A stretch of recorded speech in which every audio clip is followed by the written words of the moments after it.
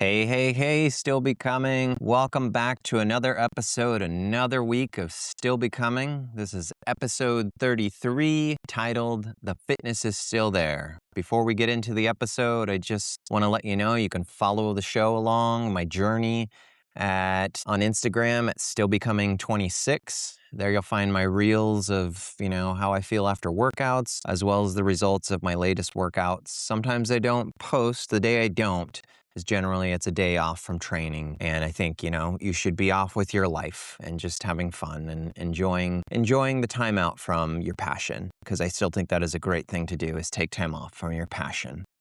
But as a reminder, you can find this podcast on Apple, Spotify, Amazon, and YouTube Music. With that ado, let's get into it. And again, the title of the episode is The Fitness is Still There. This is going to go a little bit into just recent, stuff I'm still building back from the last half marathon. And so as we get into it, let's do it. There's days when I finish a workout, a run, and I know exactly what happened. I think to myself, maybe I started too fast, or I didn't eat enough, didn't sleep enough, the weather got to me, or I underestimated the course, and I was just tired. I think some of us have been there before, and that can be, kind of a struggle to think about that as like, all that above has messed with me before. And then there's days when I finish a run and I have no idea what the hell just happened. Those days are harder because when there is no obvious explanation, my brain likes to fill in the blank. And my brain rarely fills in the blank with something calm and reasonable. I am somebody that suffers from anxiety and depression heavily. And it jumps to fear. I hate it. I'm working on it. It fills it with fear. Maybe I'm losing fitness. Maybe I'm getting old, too old. Maybe the version of me who could run, those paces is gone. Maybe all the work I've been doing is not working. This is just the wrong path I'm on. Maybe I'm wrong to believe I could keep improving. And, it does take, long for one bad work. It doesn't take long for one bad workout to become an entire story about who I am, where my life is going. That happened to me recently. I started a workout Friday, and this past Friday, and it just wasn't going well. The pace was not there. My body did not feel sharp. I couldn't get my legs to turn over to save my life the way I wanted them to. If a dog had been chasing me, oh my goodness, that would have been a bad outing. I was trying to find the rhythm, but it felt like the rhythm, it didn't want to be found, and eventually I stopped. I couldn't force the workout to become something it wasn't going to become for that day. Now, I want to be clear about something. I was disappointed. I'm not gonna come on here and pretend that I smiled, shrugged my shoulders, and said, "Well, every day is a gift. I'm enjoying running. This must just mean like, cool. At least I get to do it." No. For me, it's a passion of mine. And I think sometimes we should take passions personal. In that sense. Not for perfection, obviously. I hate that word, perfection. But I was frustrated. I wanted to complete the workout. I wanted to hit those paces.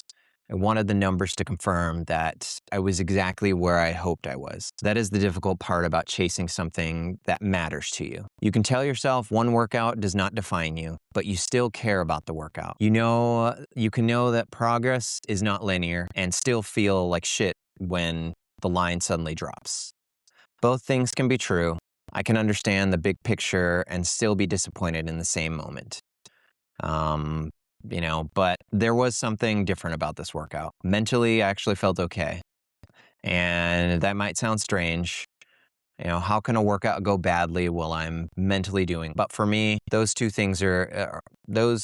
different things have been have happened. There have been plenty of workouts where my body was struggling and my mind made everything 10 times worse. The pace would be off. I would panic. Then I would push harder. And then I would tense up. Then I would start checking my watch constantly. Then I would get angry. Then the workout would become less about running and more about desperately trying to prove that I was still good enough. That's exhausting, mind you, all that kind of going on. And for those of you that do struggle with anxiety, you know exactly what I'm talking about with that whole gambit you run through of just like, oh my gosh, this is not what I pictured. I am not the person, I will say on the other side of that, I've had workouts where physical efforts was only half the problem. The other half was the emotional fight happening inside my head. This time, I did not completely spiral. I was not frustrated. I was present. I knew the workout was not going well, but I did not immediately turn it into evidence that my entire future was falling apart. That is a win to me. It was not the win I wanted. I wanted, the completion of the workout, obviously. I wanted fast splits.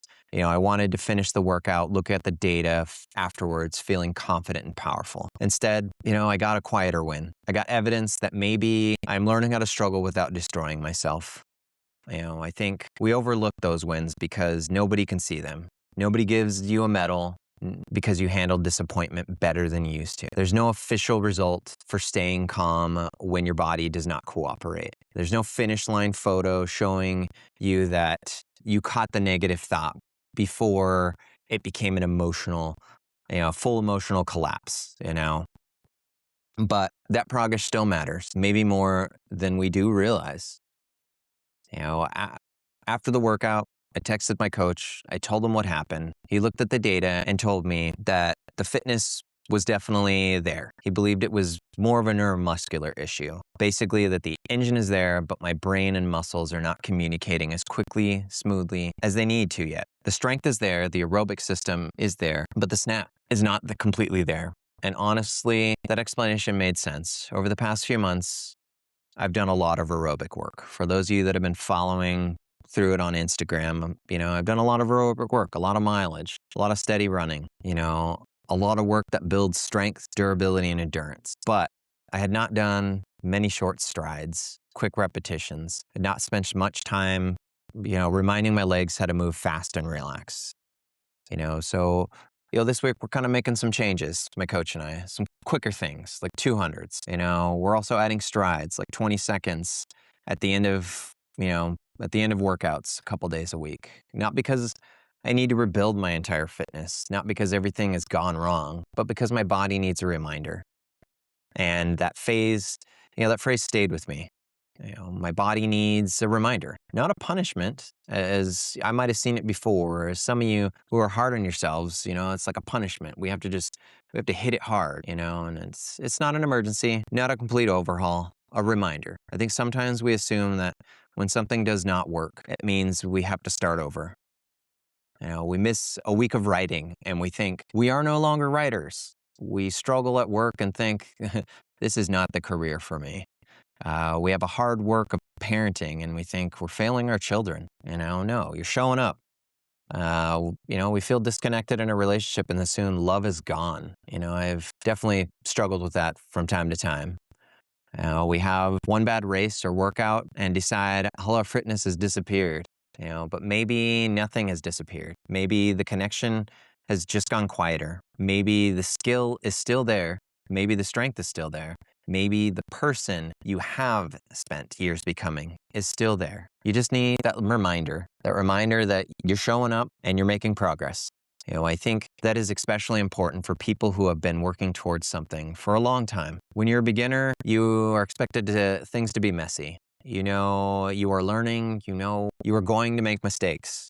And, some days are going to feel awkward. But once you become experienced, you start believing you should always know what you are doing. You're an expert. You've spent so much time up there. You start thinking every workout should confirm my progress, that I am amazing. Unfortunately, you also get in that side of every race should be faster. Every project should be better. Every challenge should be handled with maturity and confidence. But experience does not remove struggle. It just gives you more tools to respond to it. I've been running for a long time, since my parents put me in track when I was 5 years old. I've loved the sport. I love the ability that anything I did, it showed up by just putting an effort into it, and it wasn't until I was 16 years old that I really started focusing on it, and that does not mean my body will feel perfect every day from all those years I've learned. It does not mean every training cycle will move in a straight line. It does not mean I never lose fitness. I never lose a rhythm or confidence. It means I have enough history to know that a difficult day is not always telling the complete truth. That is a problem with the moment. The moment actually acts like the whole story. When you stand in the middle of a bad workout, it's hard to remember the hundreds of runs that came before it. Same thing with lift sessions. Same thing with, you might be in a meeting and you think, oh my goodness, that was the worst meeting of my life. And now I'll never be able to speak in front of a crowd again. You don't feel the miles you ran last month. You don't feel the strength you built over the winter. You don't feel the mornings you woke up early and did the work. You feel what's happening right now. And right now you feel slow. I know I do. Right now you feel tired. Right now you feel disappointed. The moment says, this is who you are. But the pattern says, this is just one day. My coach has been helping me look at patterns instead of isolated results. This is not always easy for me because I want immediate answers, as do most of us. I want to know what a workout means. I want to know what a race predicts. I want to know whether I'm on track. I want to know today's data and use it to guarantee tomorrow. But the body doesn't work that way. Life does not work that way, most importantly. A single day is often noisy. Sleep changes, stress as well, weather changes things, feeling changes things. For those of you that are family, have kids, family responsibilities change things. If you're taking care of your parents too, somebody in that situation, that changes things. Your nervous system changes things. And sometimes you can't identify the exact reason. Sometimes the only honest answer is that today was not your day. That answer can feel unsatisfying, but it is still better than creating a false explanation that attacks your identity. I do that too often. I take uncertainty and fill it with self-doubt. I would rather blame myself than accept that I do not completely understand what's happening, because blaming myself creates an illusion of control. If I'm the problem, then maybe I can fix everything right now. Maybe I can train harder, think harder, push harder.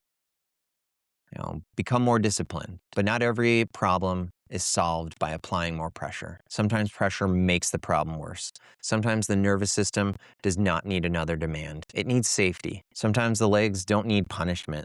They need practice. Sometimes the brain does not need to be screamed at. It needs to be reminded, hey, we know how to do this. We've done this before. There's no emergency. You are allowed to find the rhythm gradually.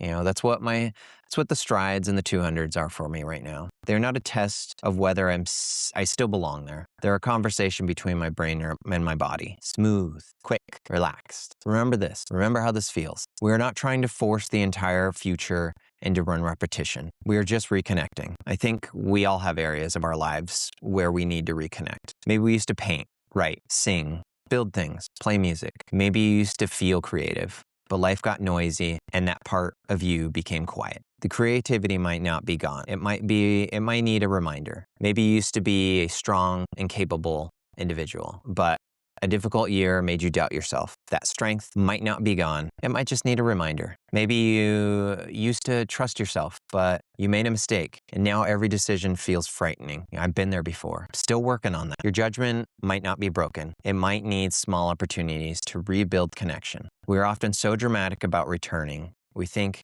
we need a huge transformation, a perfect plan, a fresh identity, a massive burst of emotions. But sometimes returning is smaller than that. It's one page, one walk, one phone call, one honest conversation, one set of strides, one repetition where you allow yourself to move without judging every second. That does not mean every situation is simple. Sometimes something it really is wrong. Sometimes you need rest. Sometimes you need medical help, professional guidance, or a major change. This is not about ignoring warning signs or pretending everything is fine. It's not about automatically treating every struggle like a catastrophe. There's a difference between paying attention and panicking. Paying attention says something fell off today. Let's look at it. Panic says something fell off today, so everything I've built must be gone.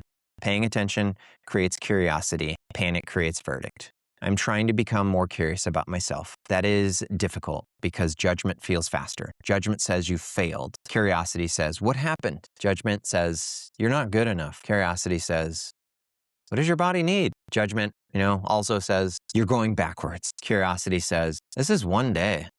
Or is this the pattern? That's the work I'm trying not to do. That's the work I'm trying to do now. Not just physical work, emotional work. Learning how to care deeply without allowing every result to control how I feel about myself. Because I do care.